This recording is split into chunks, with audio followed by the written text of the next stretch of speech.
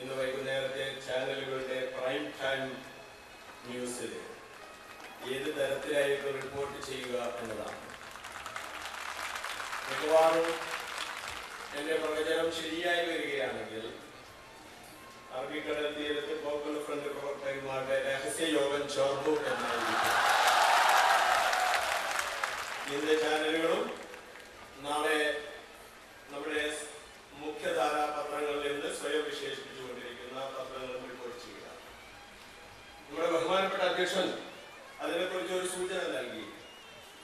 2-3 ദിവസങ്ങൾക്ക് മുമ്പ് നമ്മുടെ പ്രധാനപ്പെട്ട ചാനലുകളിൽ ബ്രേക്കിംഗ് ന്യൂസായി. ഇവർ യഥാർത്ഥത്തിൽ ബ്രേക്കിംഗ് ന്യൂസ് കൊടുക്കുകയാണോ അല്ലെങ്കിൽ ഉള്ള ന്യൂസ് ബ്രേക്ക് ചെയ്യുകയാണോ എന്ന സംശയം ഞങ്ങൾക്ക് ഇപ്പോഴുണ്ട്.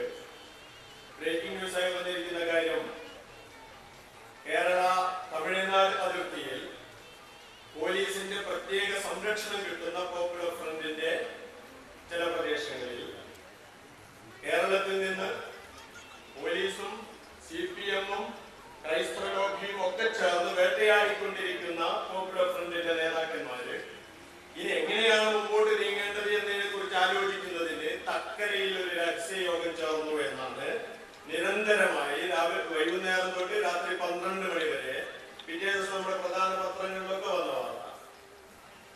അത് സംബന്ധിച്ച് യാതൊരു വിശദീകരണവും നൽകുന്നതിന് സ്വാഭാവികമായും നമ്മുടെ മാധ്യമങ്ങൾക്ക് ജനങ്ങളോട് പ്രത്യേകിച്ച് ഒരു ബാധ്യതയില്ലാത്തത് കൊണ്ട് അവരൊരു വിശദീകരണവും നൽകിയില്ല. പോപ്പുലർ ഫ്രണ്ടുമായി യാതൊരു ബന്ധവുമില്ലാത്ത, എന്നാൽ മറ്റൊരർത്ഥത്തിൽ പോപ്പുലർ ഫ്രണ്ടിന്റെ രാഷ്ട്രീയ, സാമൂഹ്യ, സാമ്പത്തിക വീക്ഷണത്തിന് അനുകൂലമായ വളരെ പ്രധാനപ്പെട്ട ഒരു പുസ്തകം, ആരാണ് കർക്കറയെ കൊന്നത് എന്ന് പറയുന്ന, ഇന്ത്യയിൽ വളരെ വിവാദങ്ങൾ ഉണ്ടാക്കിയ, എന്നാൽ വിവാദങ്ങൾ ഉണ്ടാക്കുന്നു എന്ന് പത്രമാധ്യമങ്ങൾ സമ്മതിച്ചു തരാത്ത ഒരു പ്രസിദ്ധമായ പുസ്തകത്തിന്റെ തമിഴ് പരിഭാഷ പോപ്പുലർ ഫ്രണ്ടുമായി ബന്ധമില്ലാത്ത ആളുകൾ പരസ്യമായി എല്ലാവരെയും ക്ഷണിച്ചുകൊണ്ട് പ്രകാശനം നടത്തിയതാണ്. പോപ്പുലർ ഫ്രണ്ടിന്റെ പ്രവർത്തകന്മാര്, നേതാക്കന്മാര്, പരിഭ്രാന്തചിത്തരായ കേരളത്തിലെ നേതാക്കന്മാര് രഹസ്യ യോഗം ചേർന്നതായിട്ട് നമ്മുടെ മാധ്യമങ്ങൾ പ്രസിദ്ധീകരിച്ചു. ഞങ്ങൾ ഈ കോഴിക്കോട് യൂണിറ്റി ഹൗസിൽ ഓരോ ദിവസവും ഇന്നത്തെ എപ്പിസോഡ് എന്താണ് എന്ന് നിരീക്ഷിച്ചു കൊണ്ടിരിക്കുന്ന കാലഘട്ടത്തിലാണ് ഇങ്ങനെ ഒരു വാർത്ത. യഥാർത്ഥത്തില് ഈ കഴിഞ്ഞ 10-15 ദിവസമായി കേരളത്തിലെ പത്രമാധ്യമങ്ങൾ ഏതൊരു തരത്തിലാണ് നമ്മുടെ രാജ്യത്തെ വായനക്കാരെയും കാണികളെയും തെറ്റിദ്ധരിപ്പിച്ചുകൊണ്ടിരിക്കുന്നത് എന്നതിനെ കുറിച്ച് പലവരും ഒരു കേസ് സ്റ്റഡി നടത്തുകയാണെങ്കിൽ ഒന്നാന്തരം ഉദാഹരണങ്ങൾ നമ്മുടെ പത്രമാധ്യമങ്ങൾ നൽകിക്കൊണ്ടിരിക്കുന്നു. എന്നാൽ ഒരു കാര്യം പറയാതിരിക്കാൻ വയ്യ, ഇതിന് മുമ്പുള്ളതിൽ നിന്ന് വ്യത്യസ്തമായി നമ്മുടെ TV ചാനലുകൾ പോപ്പുലർ ഫ്രണ്ടിന്റെ നേതാക്കന്മാർക്കും പ്രവർത്തകന്മാർക്കും അവരുടെ അഭിപ്രായം പ്രകടിപ്പിക്കുന്നതിന് അവസരം നൽകിയിട്ടുണ്ട്. അതിന് ഞങ്ങൾ അവരോട് നന്ദിയുള്ളവരാണ്. കാരണം ഈ കഴിഞ്ഞ ദിവസങ്ങളിൽ, ഈ കഴിഞ്ഞ മാസങ്ങളിലൊക്കെ NDF എന്ന് പറയുന്ന ഒരു സംഘടന കേരളത്തിൽ അപ്രത്യക്ഷമായിട്ടുണ്ടെന്നും അതിന് പകരമായി തമിഴ്നാട്ടിലും കർണാടകത്തിലും അതേപോലുള്ള മറ്റു സംസ്ഥാനങ്ങളിലുമൊക്കെയുള്ള സാദൃശ്യമുള്ള പ്രവർത്തനങ്ങൾ നടത്തുന്ന സംഘടനകൾ ചേർന്നിട്ട് പോപ്പുലർ ഫ്രണ്ട് ഓഫ് ഇന്ത്യ എന്ന് പറയുന്ന ഒരു സംഘടന രൂപീകരിച്ചിട്ടുണ്ടെന്നും പറയുന്ന ഒരു വസ്തുത, അത് ചെറിയ വസ്തുതയല്ല. കഴിഞ്ഞ വർഷം ഫെബ്രുവരി മാസത്തില് കോഴിക്കോട്ട് ഇതിനേക്കാളും ഏതാണ്ട് 10 ഇരട്ടി ജനങ്ങൾ സമ്മേളിച്ച് ഒരു യോഗം നടത്തിയിരുന്നു. ദേശീയ രാഷ്ട്രീയ സമ്മേളനം.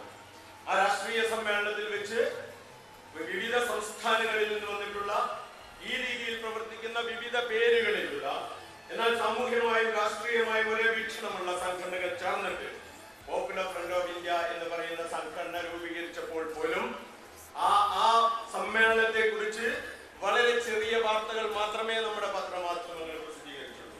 ഒരു പത്രം ഈ കഴിഞ്ഞ ഈ പരിപാടിയിൽ പങ്കെടുത്തിട്ട് തിരിച്ചു പോകുമ്പോൾ ഒരു ബസ്സിന് എന്തോ കാരണത്താൽ തീപിടിച്ചപ്പോ ആ തീപിടുത്തത്തിൽ ദുരൂഹതയുണ്ടായി എന്ന് മാത്രമാണ് ആ സമ്മേളനത്തെ കുറിച്ച് പ്രസിദ്ധീകരിച്ച ഒരേ ഒരു വാർത്ത.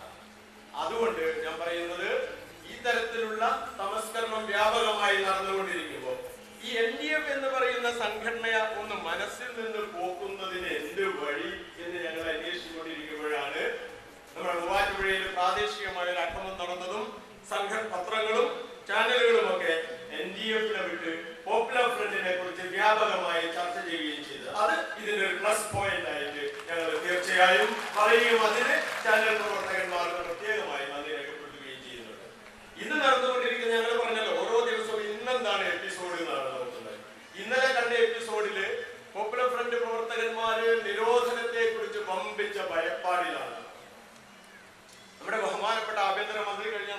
കാലമായി ഈ സംസ്ഥാനത്ത് യാതൊരുവിധ ക്രമസമാധാന ഭംഗവും നടക്കുകയില്ല എന്ന് ഉറപ്പുവരുത്തിയിട്ട് സി പി എം പ്രവർത്തകന്മാരെ കൊണ്ട് മാത്രം കൊലപാതകങ്ങൾ നടത്തിക്കൊണ്ടിരിക്കുന്ന നമ്മുടെ ബഹുമാനപ്പെട്ട ആഭ്യന്തരമന്ത്രി ഡൽഹിയിൽ ചെന്നിട്ട് പറഞ്ഞു, ഞങ്ങളെ പറ്റി NIA അന്വേഷിക്കാൻ പോവുകയാണ്. നാഷണൽ ഇൻവെസ്റ്റിഗേറ്റീവ് ഏജൻസി, ഭയങ്കര ഏജൻസിയാണ് അത് കേട്ടോ. നിങ്ങള് നാഷണൽ ഇൻവെസ്റ്റിഗേറ്റീവ് ഏജൻസി ഇന്ത്യയിൽ അന്വേഷിക്കുന്ന 5 or 6 പ്രധാനപ്പെട്ട സംഭവങ്ങളിൽ 2 കേരളവുമായി ബന്ധപ്പെട്ടതാണ്. ഒന്ന് കോഴിക്കോട്ട് ഇരട്ട സ്ഫോടനം എന്ന പേരിൽ 2 ശിവകാശി പടക്കങ്ങൾ പൊട്ടിയ സംഭവം. രണ്ടാമത്തത് ബാംഗ്ലൂരിലെ ഒരു സ്ത്രീ, അതും ഈ സ്ഫോടനവുമായി യാതൊരു ബന്ധവുമില്ലാത്ത സ്ത്രീ, വളരെ അകലെ നിന്ന് സ്ഫോടനത്തിന്റെ ശബ്ദം കേട്ടിട്ടോ അല്ലെങ്കിൽ ആളുകളെ ലഹള ഉണ്ടാക്കുന്നത് കണ്ടിട്ടോ ഹൃദയസ്തംഭനം മൂലം മരിച്ച ഒരൊറ്റ കാഷ്വാലിറ്റി മാത്രമല്ല ബാംഗ്ലൂരിലെ സ്ഫോടന പരമ്പര. ഇത് 2 നാഷണൽ ഇൻവെസ്റ്റിഗേറ്റീവ് ഏജൻസി എന്ന് പറഞ്ഞിട്ട് കഴിഞ്ഞ കൊല്ലം മുംബൈയിൽ ഭീകരാക്രമണം നടന്നപ്പോ അതിന്റെ ഒരു പശ്ചാത്തലത്തില് പൗരാവകാശങ്ങളെ പറ്റിയും മനുഷ്യാവകാശങ്ങളെ പറ്റിയും അധ്വാനി വർഗത്തിന്റെ ഏകാധിപത്യത്തെ കുറിച്ചൊക്കെ വാചാലമായി സംസാരിച്ചു കൊണ്ടിരിക്കുന്ന ഇടതുപക്ഷ പ്രസ്ഥാനങ്ങള് കൈപൊക്കി വോട്ട് കൊടുത്തിട്ട് പാസ്സാക്കിയെടുത്തിരിക്കുന്ന നാഷണൽ ഇൻവെസ്റ്റിഗേറ്റീവ് ഏജൻസി ഞങ്ങളെ പറ്റി അന്വേഷിക്കാൻ പോകുന്നു. അത് അന്വേഷിച്ചു കഴിഞ്ഞാല് അതോടുകൂടി നിരോധനം വരും എന്നുള്ള ഒരു ദുസ്സൂചന ശ്രീ കോടിയേരി ബാലകൃഷ്ണൻ നൽകിയിരുന്നു. ഒരാളുടെ കൈവെട്ടുമ്പോ ഒരു സംഘടനയെ നിരോധിക്കുകയാണെങ്കിൽ കേരളത്തിൽ CPM-നെയും RSS-നെയും എത്ര പ്രാവശ്യം നിരോധിക്കേണ്ടി വരും എന്നാണ് ഞങ്ങൾ ചോദിച്ചത്. എത്ര പ്രാവശ്യം നിരോധിക്കേണ്ടി വരും? കോൺഗ്രസ്സുകാരെ വരെ നിരോധിക്കേണ്ടി വരും. കാരണം കോൺഗ്രസ്സുകാർ ചീമേനിയില് സമാധാനത്തിന്റെ മാടപ്പിറാവുകളായിട്ട് ഇടയ്ക്ക് പ്രത്യക്ഷപ്പെട്ടിട്ട് പോപ്പുലർ ഫ്രണ്ടിനെയും RSS-നെയും നിരോധിക്കണം എന്നൊക്കെ പറഞ്ഞുകൊണ്ടിരിക്കുന്ന ഇരട്ടത്താപ്പിന്റെ ഒന്നാന്തരം ഉദാഹരണങ്ങളായി നിൽക്കുന്ന കോൺഗ്രസ്സുകാര് ചീമേനിയില് CPM-ന്റെ ഓഫീസിൽ കയറിയിട്ട് ഒട്ടനവധി CPM പ്രവർത്തകരെ വെട്ടിക്കൊന്നിട്ടുള്ള കോൺഗ്രസ്സുകാരെയും ഇതിനു മുമ്പ് തന്നെ നിരോധിക്കേണ്ടി വരുമായിരുന്നു. പേടിപ്പിക്കരുത് സഖാക്കളെ എന്നാണ് എനിക്ക് പറയാനുള്ളത്. ഞങ്ങൾ അങ്ങനെ മൂക്കിൽ വലിക്കാനൊന്നും പറ്റില്ല. ഇത്രയധികം ജനങ്ങളെ ഒന്നിച്ച് മൂക്കിൽ വലിക്കണമെങ്കിൽ ഒരു ഭീമാകാരമായ മൂക്കുള്ള പിണറായി വിജയനോ കോടിയേരി ബാലകൃഷ്ണനോ അല്ലെങ്കിൽ ഈ BJP-യുടെ രമേശിനോ BJP-യുടെ മറ്റു സംസ്ഥാന അധ്യക്ഷന്മാർക്കൊന്നും അത്ര വലിയ മൂക്കില്ല എന്ന് ഞങ്ങൾക്ക് പൂർണ്ണ ബോധ്യമുണ്ട്. ഞങ്ങളെ സങ്കടപ്പെടുത്തുന്ന കാര്യം അതൊന്നുമല്ല. ഒരു അധ്യാപകന്റെ നേരെ ആക്രമണം നടത്തും, അപലപിച്ചു ഞങ്ങള്. ദുഃഖകരമായ സംഭവം, ദാരുണമായ സംഭവം. അങ്ങനെയൊന്നും സംഭവിക്കാൻ പാടില്ലായിരുന്നു. പ്രാദേശികമായി നടന്ന ഒരു സാഹസികത, അതിന്റെ അടിസ്ഥാനത്തിൽ കേരളത്തിൽ 10-20 ദിവസമായി